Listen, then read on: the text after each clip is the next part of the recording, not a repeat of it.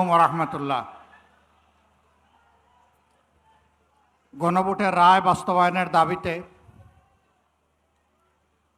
জুলাই শহীদ পরিবারের গর্বিত সদস্যবৃন্দ, ঢাকায় অবস্থানরত জুলাই যোদ্ধাদের সাথে আজকের এই জাতীয় সমাবেশে উপস্থিত 11 দলের সম্মানিত শীর্ষ নেতৃবৃন্দ, বাংলাদেশ জামাতে ইসলামীর নেতৃবৃন্দ, ছাত্র সংগঠন সমূহের নেতৃবৃন্দ, শ্রমিক সংগঠনের সমূহের নেতৃবৃন্দ এবং আমার সামনে উপস্থিত সংগ্রামী ভাই ও বোনেরা, সাংবাদিক বন্ধুগণ, নামাজের সময় আসন্ন, কথা আমি বেশি বলবো না।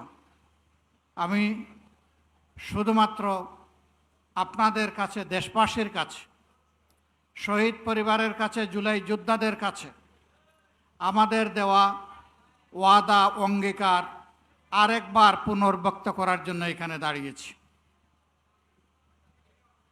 সংসদের ভিতরে সরকারি দল, বিরোধী দলের এমপিরা যখন কথা বলেন তখন সকলেই জুলাই যোদ্ধাদের কথা বলেন, কেউ কেউ শরীফ উসমান হাদি শহীদের কথাও বলেন, কিন্তু কার্যত আমরা সরকারি দল থেকে তার উল্টাটা দেখতে পাই। দুইটা ভোট একসাথে হলো, একটা ভোটের রায় তাদের পক্ষে গেল, মেনে নিলেন। তারা দাবি করেন 51% মানুষ তাদেরকে ভোট দিয়েছে। আরেকটা ভোটে জনগণ 70% গণভোটে হা বলেছে। তারা 51% মানেন, কিন্তু 70% মানেন না। এটা লজ্জার, এটা দুঃখের। ওই 70%-এর রায় যেদিন বাস্তবায়ন হবে, বাংলাদেশ থেকে সত্যিকার অর্থে সেদিনই স্বৈরতন্ত্র বা ফ্যাসিবাদ বিদায় নেবে। বিএনপি প্রত্যেকটি বিষয়ে পতিত, পালিয়ে যাওয়া ফ্যাসিবাদের রাস্তা ধরে হাঁটা শুরু করেছে। আমরা একসাথে মজলুম ছিলাম।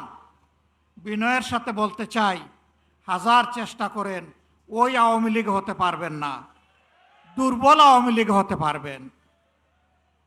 সেই আওয়ামী লীগ যারা জাতিকে নিয়ে, বিরোধী দলকে নিয়ে ব্যঙ্গ বিদ্রুপ করত, আজকে তারা কোথায়?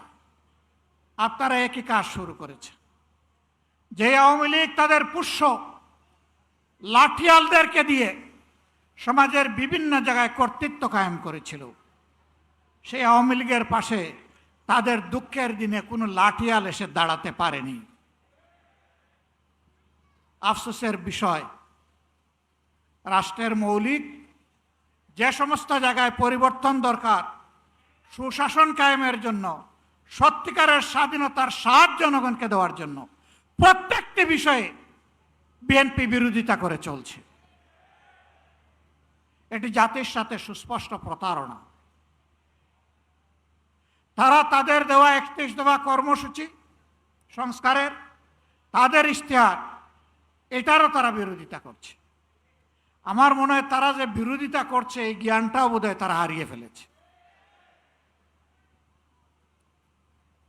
প্রিয় বিএনপি, ভুলে যাবেন না, এই জুলাই না হলে এই মায়েদের, এই বাবাদের, এই ভাইদের, এই বোনদের সন্তান, স্বামী, ভাই, বোন জীবন না দিলে আজকে ক্ষমতার তক আপনারা এনজয় করতে পারতেন না। তক্তে বসে ভুলে গেছেন? আপনারা আগেই ভুলেছিলেন। শহীদ পরিবার যখন বুকে কষ্ট নিয়ে কান্নাকাটি করছিল, শহীদ পরিবারের কাছে তখন আপনাদের ছুটে যাওয়ার সময় ছিল না। আপনারা 5 আগস্টের পর 7 আগস্ট পার্টি অফিসের সামনে দাঁড়িয়ে বললেন, আমাদেরকে নির্বাচন দাও, আমরা ক্ষমতায় বসতে চাই। শহীদ পরিবারের দুঃখ আপনাদের অন্তরকে স্পর্শ করে নাই। আহত পঙ্গুদের নিয়ে আপনাদের কোনো কর্মসূচি ভাবনা জাতি দেখে নাই। আপনারা এই বিপ্লবের বেনিফিশিয়ারি, যারা বিদেশে ছিলেন স্বদেশে আসার সুযোগ পেয়েছেন। এই বিপ্লব না হলে আপনারা বোধহয় কল্পনাও করতেন না দেশে ফিরে আসার। আমার সম্মানিত জেলের সহকর্মী পার্টনার আল্লামা মামুনুল হক বলেছেন, বিএনপির শীর্ষ নেতারা জেলে ছিলেন, একসাথেই ছিলাম। তারা হতাশা ব্যক্ত করে বলতেন, 41-এর আগে হাসিনা এবং আওয়ামী লীগকে ক্ষমতা থেকে সরানো সম্ভব নয়। 24-এর অভ্যুত্থানের পরে 8 তারিখ যখন বঙ্গভবনে শপথ নিলেন উপদেষ্টারা, বিএনপির বাংলাদেশে উপস্থিত সর্বোচ্চ পর্যায়ের একজন নেতা আর আমি পাশাপাশি ছিলাম। উনি আমারে জিজ্ঞেস করলেন, এটা কি হলো? আমি কিছু না বলে আসমানের দিকে আমার এই আঙ্গুলটা উঠালাম। তিনি বললেন, আসলেই এটা খোদাই দান, এটাই মিরাকল। সেই খোদাই দান ভুলে গেলেন। এখন কেউ কেউ দাবি করে অমুক আন্দোলনের মাস্টার মাইন্ড, অমুকের নেতৃত্বে এই আন্দোলন সফল হয়েছে। এগুলা সব ভুয়া। আমরা কারণ ন্যায্য অবদানকে কখনো আমরা অস্বীকার করি না। আন্দোলন আমরা সবাই করেছি, কিন্তু আমরা তীরে ভিড়তে পারি নাই। আমাদের তরি সমুদ্রে ভাসমান ছিল। জুলাই আন্দোলনের নায়করা এই তরি নিয়ে ঘাটে ভিড়েছে, জাতিকে মুক্তির পথ দেখিয়েছে। তাদেরকে সম্মান করতে, ভালোবাসতে শিখুন। তাদের নিয়ে তুচ্ছ তাচ্ছিল্য করবেন না। আপামর ছাত্র সমাজ জীবন বাজি রেখে তখন ঝাঁপিয়ে পড়েছিল। শ্রমিকরা পাশে দাঁড়িয়েছিল, মারা রাস্তায় নেমে এসেছিল, স্ত্রী তার স্বামীকে পানি এগিয়ে দিয়েছিল, সন্তান কুলে নিয়ে মা রাস্তায় নেমে এসেছিলেন। এই দিনগুলো ভুলে যাবেন না। সংগ্রামী ভাই বোনেরা, আমরা এখানে আগামী দিনের আন্দোলনে শরিক হওয়ার জন্য দাওয়াত দিয়ে আপনাদেরকে এখানে আনি নাই। আমরা এনেছি কৈফিয়ত দিতে। আপনাদের প্রত্যেক ব্যক্তি এবং পরিবারের কাছে আমাদের দায়বদ্ধতা আছে। আপনাদের কারণেই আজকে আমাদের এই রাজনীতি, এই সংসদে যাওয়া, এই নির্বাচনে অংশগ্রহণ করা। আমরা কি পারলাম কি পারলাম না তা আপনাদের জানার অধিকার আছে। সংসদে আমরা প্রথম দিনে দাবি তুলেছি, আমরা শপথ নিয়েছি। তারা শপথ নেন নাই।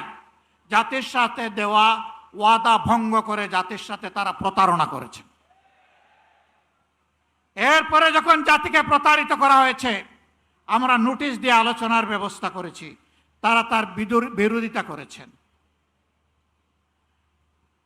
যে আইনগুলো সংশোধন না হলে, যে অধ্যাদেশ বাস্তবায়ন না হলে ফ্যাসিবাদী শাসনের পরিবর্তন হবে না, সেই সবগুলা আগের মতো, আগে স্বৈরাচারী সরকারের মতো রাখার পক্ষে তারা অবস্থান নিয়েছে।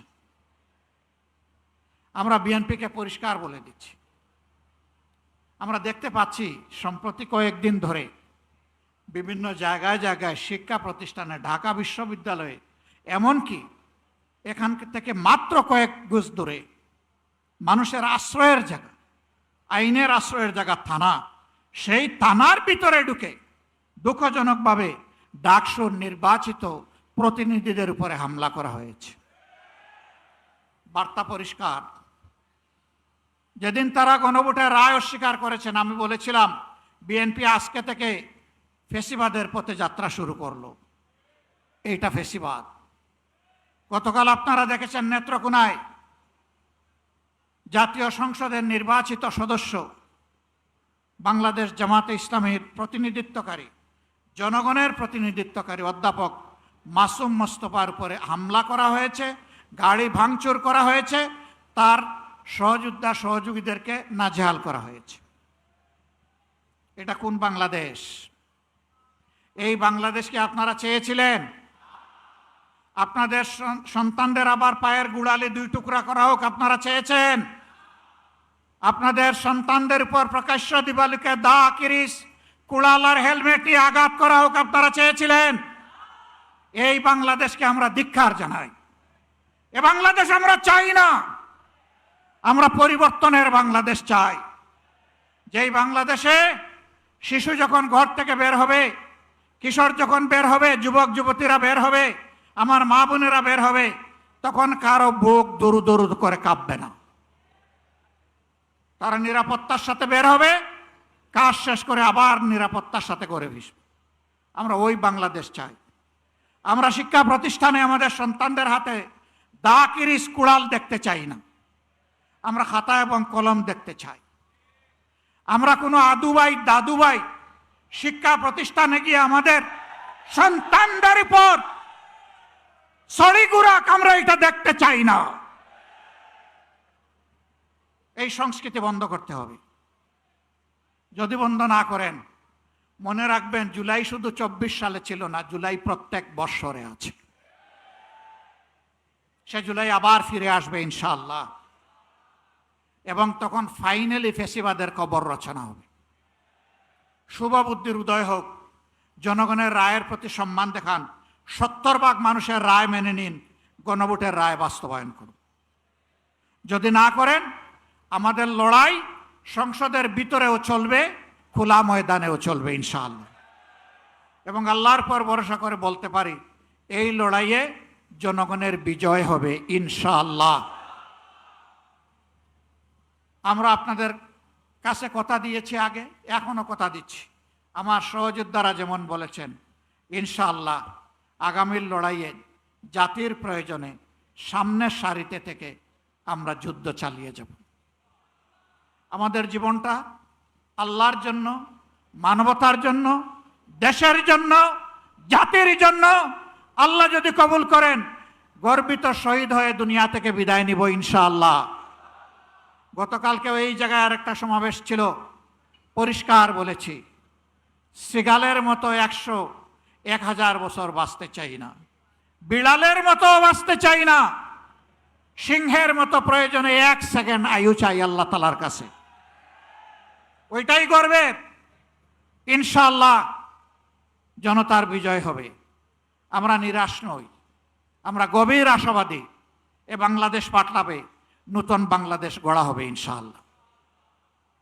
সেই বাংলাদেশ গড়ার প্রত্যাশায় সারা দেশবাসীকে আমরা পাশে চাই, এবং আমরাও দেশবাসীর সাথে থাকতে চাই। আমাদের কোনো নিজস্ব দলীয় ব্যক্তিগত কোনো দাবি দেওয়া নাই। আমাদের সমস্ত দাবি দেওয়া দেশবাসীর অধিকার আদায়ের জন্য। এ লড়াই চলবে, ইনশাআল্লাহ লড়ে যাব, ইনশাআল্লাহ আল্লাহ সাহায্য পাবো, ইনশাআল্লাহ আমাদের বিজয় হবে। আল্লাহ হাফিজ। বাংলাদেশ জিন্দাবাদ। বাংলাদেশ জামাতে ইসলামী জিন্দাবাদ। 11 দলীয় ঐক্য জিন্দাবাদ। জনগণের বিজয় হোক।